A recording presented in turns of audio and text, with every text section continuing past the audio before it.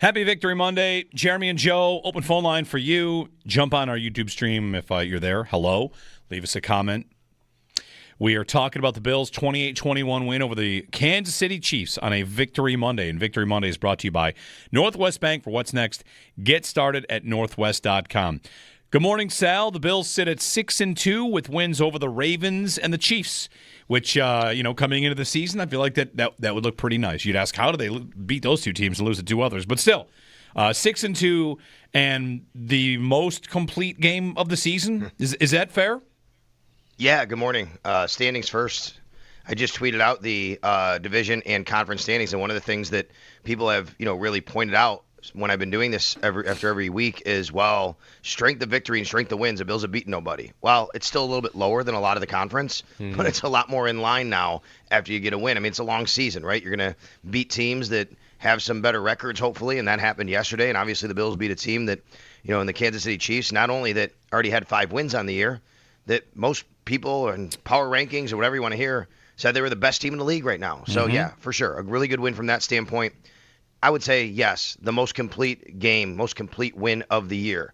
Offense, defense, special teams, I guess, wasn't as much up to par. But that being said, offense and defense, I mean, guys, the Kansas City Chiefs in this game had the Bills put more yards on them than they'd given up all season in any game.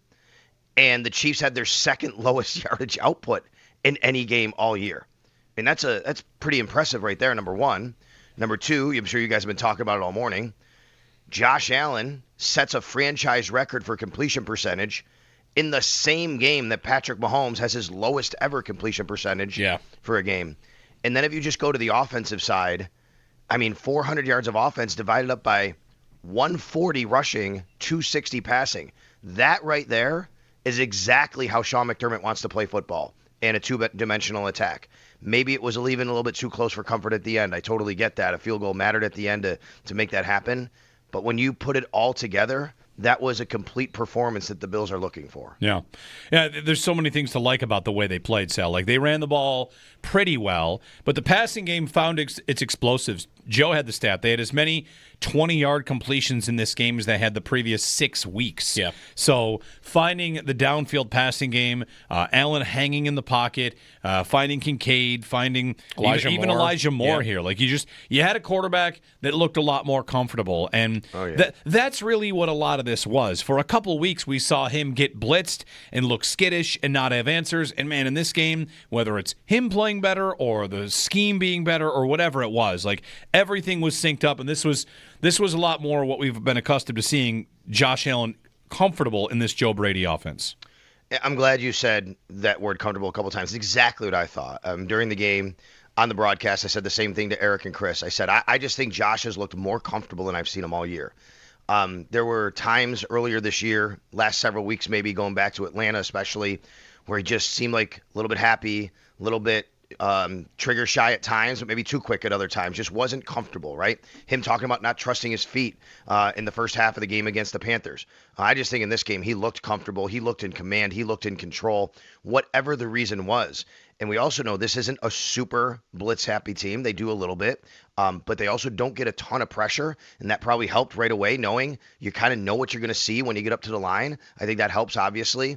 The offensive line did a nice job to protect him. He hung in the pocket. I agree with you. This was a very, very comfortable Josh Allen. The reigning MVP looked like the league MVP yesterday. I mean, he played like the MVP yesterday. That right there is what, when you have Josh Allen playing like that, I don't care who you're playing or where you're playing them, the Bills are going to be very, very tough to beat. How much of that comfort, Sal, you think is Dalton Kincaid's presence? Because he doesn't play the Atlanta game. He played very little in the Carolina game. Not that he played, you had the snap counts you tweeted out a couple minutes ago. Not that Kincaid played a ton in this game, but it was more, and he obviously is making a big difference really whenever he is out there for this passing offense. Yeah, for sure. And he's a matchup problem, guys. That's the issue, right, for teams. He's such a matchup problem, and when he's on the field, you see what happened. I mean, he's against a linebacker. My apologies, I don't remember who tripped on the play, who was covering him, but he ran a great route, and that's a linebacker. He's not that guy was already beat on the play, and then he trips because Dalton's running a route that he can't keep up with, right? And he's wide open. Josh sees him. It was great to see that. Yeah, snap count wise, he was actually the third tight end as far as snaps are concerned. Right. And I mean, you think about it, and the reason is because the Bills are so good at running the ball, and they're so good at doing with Jackson Hawes on the field and Dawson Knox, who can also contribute in the passing game. Hawes caught a pass. Tight ends overall in this game were huge for the Bills. 8 catches, almost 150 yards. I think it's 148 for the tight ends combined. But Dalton Kincaid being on the field, Joe, I think was absolutely huge for them. Now, when you talk about the explosive plays, you're right. I'd still like to see more from the wide receivers in the explosive plays, meaning down the field. They did get Khalil Shakir in a couple yards after catch. That was great. The Elijah Moore. So, no, not. It was better. There's no doubt about it. I do think still, though, to have a little more threat of through the air, the explosive plays from the wide receiver, because getting yards after catch is great, and that's kind of how they're making it. You don't want to rely on that all the time as you get a little bit close as you go through the year here. So we'll see what they do. But that said, yeah, to answer your question, I think Dalton Kincaid is a massive part of it. Right. The fact that stat about how like they had as many deep passes yesterday as in the previous 6 weeks, Kincaid was 2/3 of it. And yeah. I mean, they also Sal, like that snap. And I think Dawson Knox would have been one of them, right? Knox would have been one of them, right? I think the only one that was a receiver might have been the Moore play. I'll have to go back and look. But I think that's right. Are they're managing Kincaid? Is that fair to say right now? Like maybe there will be some complaint about he's not playing more, but we know he's battled this oblique injury. They've got 2 other tight ends that they trust. Like, do you really feel like there's a need for him to play more, or this is kind of what they should do while he maybe is dealing with some nagging things? Yeah, I think it's fair, Joe. I mean, I don't know exactly. He wasn't really. I have to go back. Was he even on the injury report this week? I don't even know if he was. I don't think he was. Okay. It's fair to say that. There's no doubt. I think it's also just a long season. He dealt with an injury last year, and they just couldn't get him right by the end of the year. So I think they're managing all of that. It's not maybe it's just the oblique. It's just, hey, everything. You want to make sure that these guys are, trending up basically at the end of the year health-wise. I think it's a reason why they didn't play Bernard last week. It's like he could have played probably, but you want to make sure these guys are healthy. So yeah, it was good to see. I just think that the Bills like using 3 tight ends, and this was a game where I think they felt they had the advantage up front if they went heavy. I gave Reggie Gilliam an arrow up. I mean, he was a monster blocking again. This guy, I mean, if you're a linebacker and Reggie Gilliam's on the field, he's coming at you, right? And you just got to know it and you're like, okay, I'm going to hold out for dear life because he makes blocks in the holes, and then you add him into that running game with Hawes and Knox, and that's how the Bills want to do it. Sal Capaccio joining us on the Wester hotline, chatting about Bills and Chiefs. Sal, looking at the defense, we'll get some calls in here in a minute. Marrying the pass rush to coverage is, of course, like what you want to do. And the pass rush got to Mahomes and hit him a bunch. What did you come away more impressed with? Is it their ability to get to Patrick Mahomes, or was it that the secondary was able to hold up to a point where they were able to get to Patrick Mahomes? I know sometimes we think of the long sacks or coverage sacks. I feel like every time they were getting there, Mahomes had to wait an extra step, an extra second or two. And for me, the secondary was the thing I was the most impressed to see. It's a good question, Jeremy. I don't know if you can split the hairs here. I'll say it this way. I just think I'm going to sound like a coach. I'm going to sound like Sean McDermott here. But I do think there's a point to be made here. And the reason I'm going to say it is this way. It feels like Sean McDermott is a much bigger hand in calling plays, right? We're all going to agree with that, right? Yep. I mean, Yep. that's happening right now. And I don't think it's a coincidence that the coverage and the pass rush are marrying together better. I just think that this is his system. This is it's his system, his baby, right? He knows exactly how this is supposed to look. And how many times did we hear through the first 5-6 weeks, pass rush and coverage aren't marrying with each other. You have to have that marriage. They have to be in sync. And it wasn't good enough at many times this year. I think what we've seen the last 2 weeks is pass coverage and pass rush marrying with each other the way that it's supposed to look. And when people say, what does that mean? Well, if you have a blitz on a certain side, you're playing a certain coverage on that side. On the other side, maybe you're not playing that coverage. When you're blitzing, when you're sending guys from the interior, you're dropping guys back. Where are your coverages in man-to-man? Where are guys playing? How many high safeties are you? It's all a part of the equation and package. So I think that's number one. But I'm going to go the other way and say, for me, it's getting to Patrick Mahomes. Guys, he was hit in this game a lot. Hard, too. The Bills had 15 quarterback hurries. That is a huge number in the NFL. And not only were these hurries helping, obviously, in the play, but they were affecting Patrick Mahomes. He was getting beat up back there. And to me, when I think back of all the reasons why all the games the Bills lost to the Chiefs in the playoffs, the number one thing we always talk about is they're not getting to Patrick Mahomes. They're not getting him to the ground. They're getting close. They got him to the ground, but not even all the time when he was still in the pocket, and they did that. They sacked him 3 times. I think the pass rush was really, really good in this game, and that's the part that I'll go with. But no doubt, Max Harrison was really good in coverage. I just did the snap counts. The Bills never came out of nickel or dime. I mean, Cam Lewis played every single snap, and that tells me that they played nickel or dime every single play. They never played base in this game. Right. It was more Jordan Hancock than last week, right? Yeah, I have to look back what his snap count was last week, Joe, but I think this one he was 20-something snaps. He was 26, which is 43% this week. Right, yeah, that was definitely higher. Right, and that would speak to, like, they were trying to defend the pass. And, yes. Like, it's definitely, like, a sad, injury, Sal, after that game that Michael Hoyt was having. A lot of that was coming up the middle, too, right? Like, to look back, it was only 7 quarters, but, man, a lot of those plays where they were getting after him, it was Rousseau and Bosa on the edge, and then it was usually Hoyt, and then maybe it was a different defensive tackle, rotating in. And that was the 4 that it felt like were getting home a lot. So, I don't know, like, we'll talk this week about replacing Hoyt or who might do, but, like, that role of being able to kick outside and inside is the thing that I think is going to be toughest to replace. It's devastating. I mean, as the number one conductor of the Michael Hoyt will change this defense train for 6 weeks, you guys know, I've been saying it. I said it for 6 weeks, and it happened. He did, even more so than I thought he would. Like, I thought he would help a lot. I mean, he has been absolutely awesome for them. This is a devastating, devastating blow for the Bills. And for exactly the reason you said, Joe, yes, he wins one-on-ones, no doubt.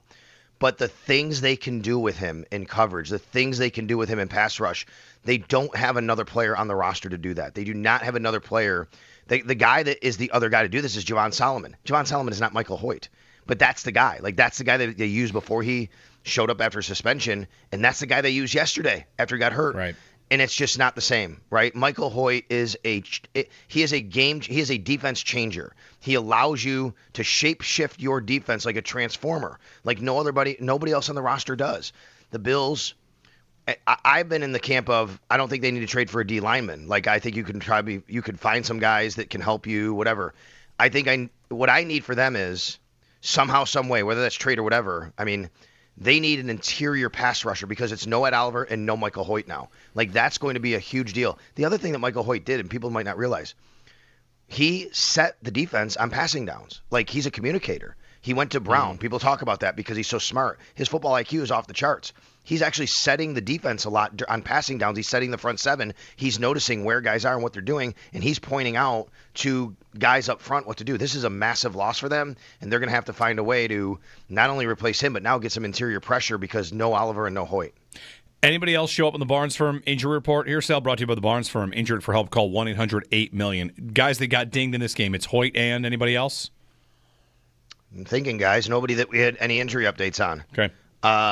So yeah, now I think early in the game, I think CBS said something about James Cook had his ankle or something. He got his foot taped up a bit, yeah. He did get it taped up, but he went back out. He was right back out there the next series. I thought he ran, did come off, and he ran early. really well after it. So I mean, So I don't think. I mean, would I be stunned if we see James Cook on the injury report dealing with an ankle injury he's getting treatment on? I would not. Yeah. Going forward this week, but it should. I mean, he played the rest of the game. Yeah, and he looked good, obviously, so I wouldn't worry about that. The other injury update would be that McDermott got asked about Taron Johnson, right, in postgame. Right.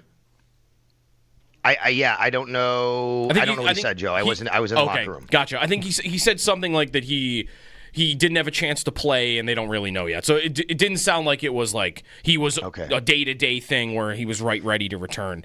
I mean, it was a Friday injury, right? It's so tough to have a quick recovery and to return. And Cam Lewis, I mean, for the most part, you could go back on their secondary a little bit, Sal. Like, I'm sure Taron Johnson would be in there, if everybody's healthy. But they didn't really skip a beat, and man, they just looked so much more athletic than they did at the beginning of the year. Especially when Hancock's out there and Hairston's out there running with Worthy, and Cam Lewis fits into that too. They just look like they cover more space. I mean, Cam Lewis just knows his job, right? And he is a tough dude.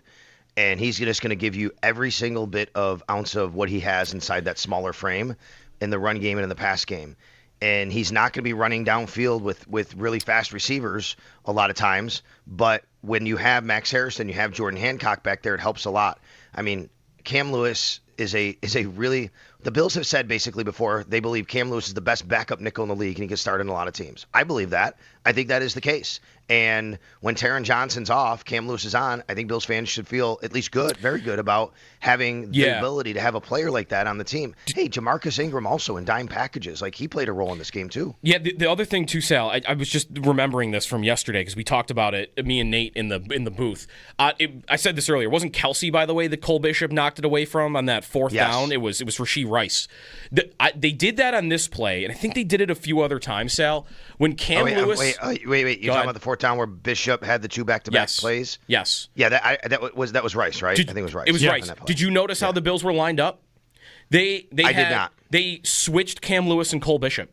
So Cam Lewis, because of his ability to play safety, before the snap, Bishop runs up to play, I guess, kind of like the big nickel role, and Cam Lewis runs back to play deep safety, which...